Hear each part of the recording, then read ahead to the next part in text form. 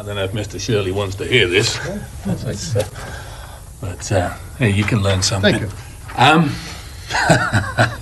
Late night TV, you can't make this stuff up. My name is Martin Hyde. I obviously remain a city resident. Once again, the devil is not in the details. It's buried in the last item of the evening in the hope that nobody's awake. And this is exactly how bad things happen. Whenever I hear the term partnership being used in Sarasota, I can't help but think of the partnerships like the one we have with Marin and Jack, where they get rich and taxpayers get hosed.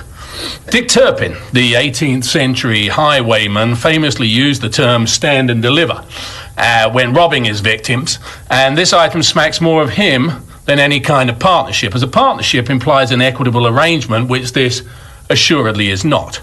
This after-the-fact request for $1.9 million from our affordable housing fund ignores the facts, which are as follows. The original proposal made no mention of city funding or partnership. The price per unit, depending on whether they build 50, 64, now we're being told 90, is either $492,000 a unit or up to an insane $630,000 a unit. At the higher end of the scale, it's over double the median cost of a home in Sarasota. This is supposed to be housing for starving artists, not the level of cost for a pied-à-terre that Jackson Pollock might expect. You had another proposal on the table, which offered 92 units. This is what the county wants. And an average cost of $231,000 with zero city investment. Nobody has explained how it's possible, Mr. Fournier, to discriminate in favour of artists on the basis of occupation, contrary to all fair housing laws that I'm aware of. There are so many questions about this proposal. The better question might be, how did it ever get this far, as it clearly didn't do so on its merits? Have a look at this side-by-side comparison if you look at the overhead.